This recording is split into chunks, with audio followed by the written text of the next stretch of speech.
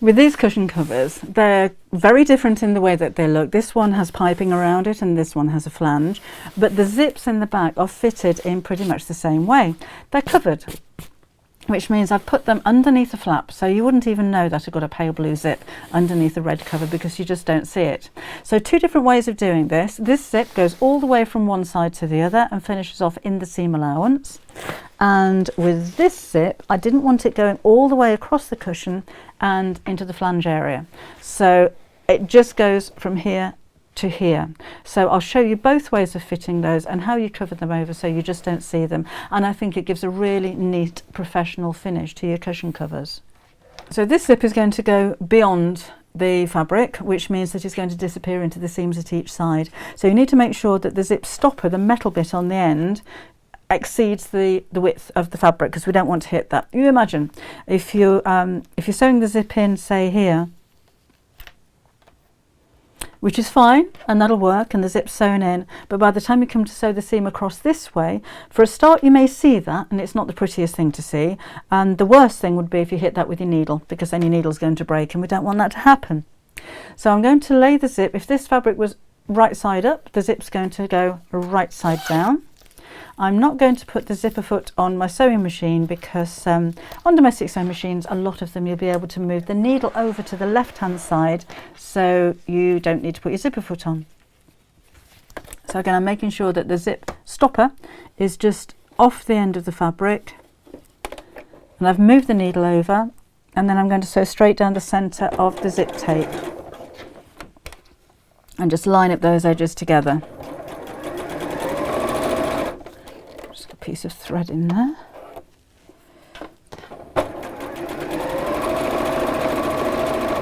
So normally with your cushion back you'll have one piece of fabric larger than the other. It's the larger one that goes on the top. Right, and so right up to the end of the zip.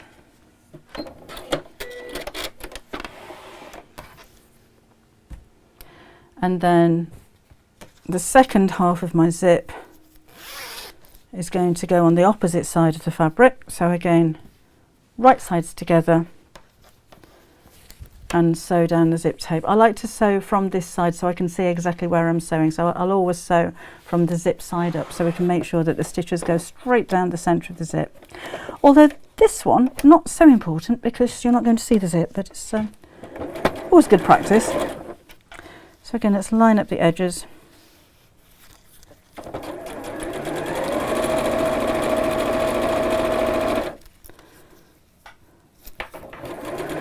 And sew right down to the end.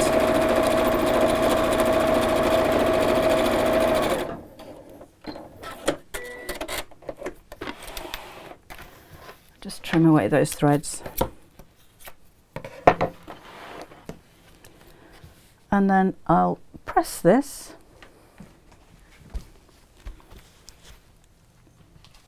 Whoops, it's caught on the board. So let's give this a quick press.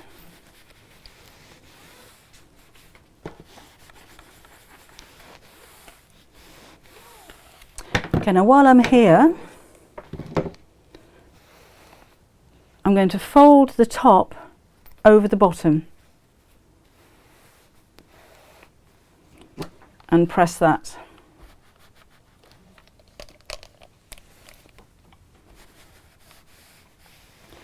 If your fabric doesn't crease too well and we want a good crease along there, then use a little spray of starch or best press just along the edge, just to help that stay.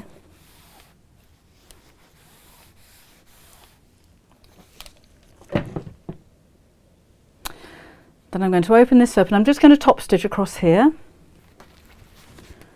just to make that look neat.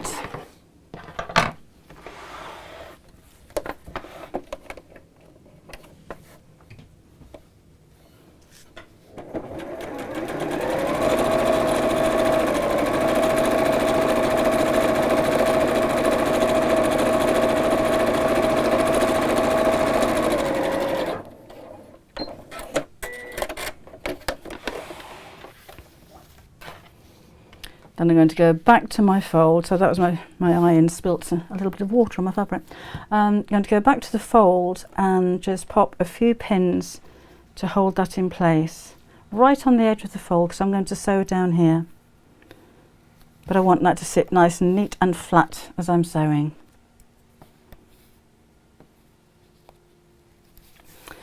And then I'll sew along the side of the zip. Now I can do this from the back and just sew along the same line that I've already sewn here. If you prefer, you can do that from the front. You'll be able to feel where the teeth are, and you can actually see a ridge there where the zip tape is. But let's sew from the back so we can see exactly what we're doing.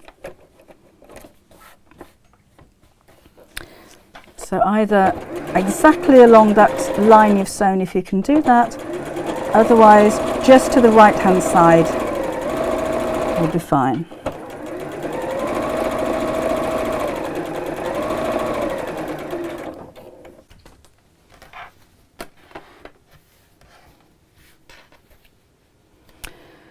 And we can take out the pins. I'm going to open the zip and just snip off the ends of the zip, and I'm snipping off those metal stoppers at the same time. And we'll do that on both ends.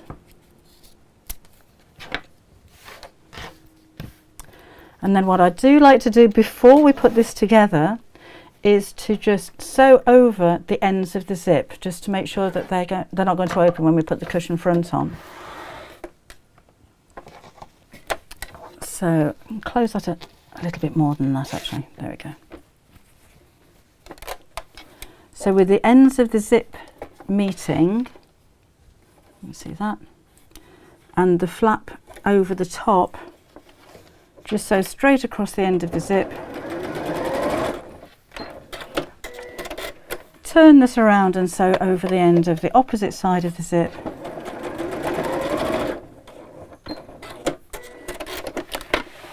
And then you're ready to put on your cushion front. And your zip's hidden nicely inside. Remember, when you put your cushion front on, you're going to sew that right sides together with the zip open. And because you've sewn over the ends of the flap there, they're not going to kind of fold back, because that can happen sometimes as well when you're sewing them kind of blindly, because this will be on the inside of your cushion cover. So that's one way of fitting the zip. The second way is if we have the flange. So in this case, I don't want the zip to go all the way to the ends. I want it to sit in the centre here. Now, as a belt and braces, if you wanted to, it might be an idea to chop those stoppers off again, just in case. Do be aware that the zip pull will come straight off the end if you open it too far, so we don't want that to happen.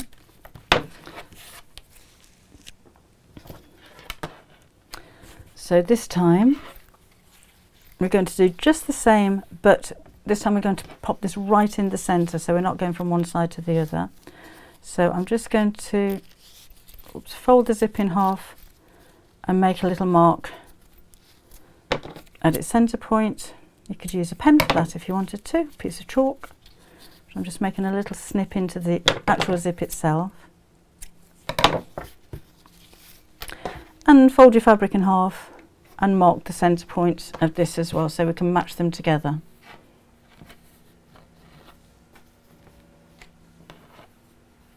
Do that one in a second. So facing down again, matching up that centre mark. So this time I will put a pin across there while I start sewing. And like before, we'll sew straight down the centre of the zip tape. Now this time I've got the zip slider that I need to work around. So sew up to the slider. Always stop with the needle in the down position and lift the foot up, and then we can just wiggle that out of the way. Remember, again, don't take it off the end of the zip. And down to the bottom.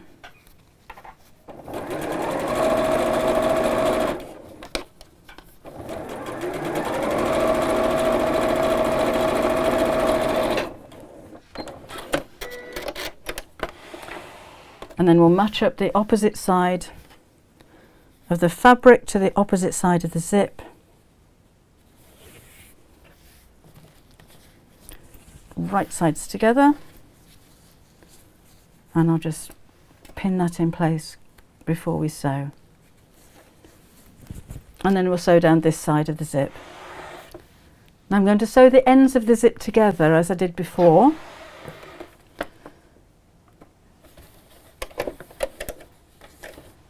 So just line up the two ends. I'm only sewing on the zip section, so not all the way across the fabric. You could do this by hand if you prefer. And let's just go across and back.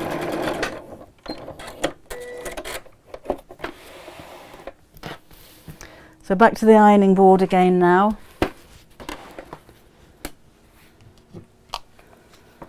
And press that away from the zip.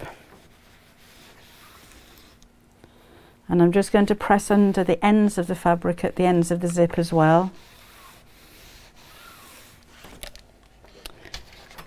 And top stitch all the way on the bottom side. Again, with your fabric, the top side will be longer than the bottom side. And we'll sew right from the edge.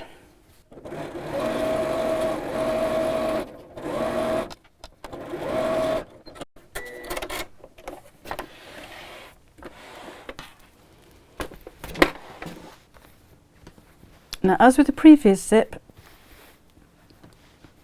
we're going to fold the top section, the larger section, over the zip just to cover it. Don't pull it too far down, because if you've got a big pleat there, you're going to find it difficult to get in to open the zip. So just enough to cover over the top stitches that you've just made. Make sure it's all nice and square, and we'll press it.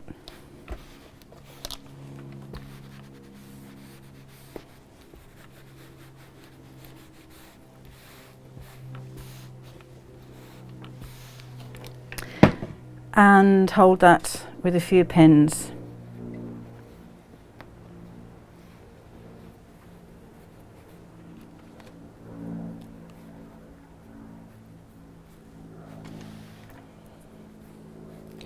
So I'm pinning just along the fold as it goes over the zip, and then just into the corner here. Now this time I'm going to sew along the fold, so top stitch along here.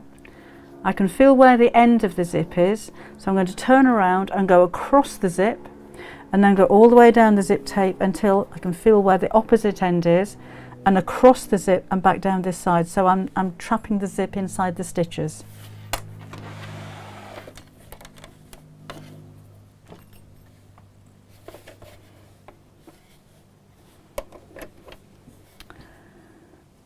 So again, you could mark that again if you find that easier. I can see where that is.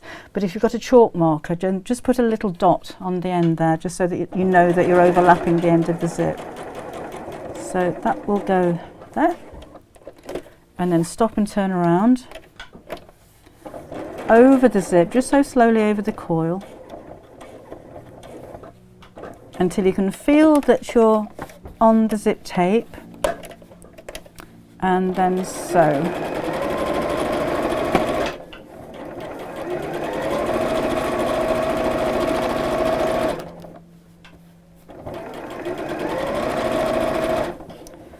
So I'm just coming up to the end of the zip again. If it helps to move your needle across, or if you wanted to put your zipper foot on the machine, then do so. That's fine. Just going to take that out of the way now. So back over the zip, up to the fold of the fabric, and then sew across the fold.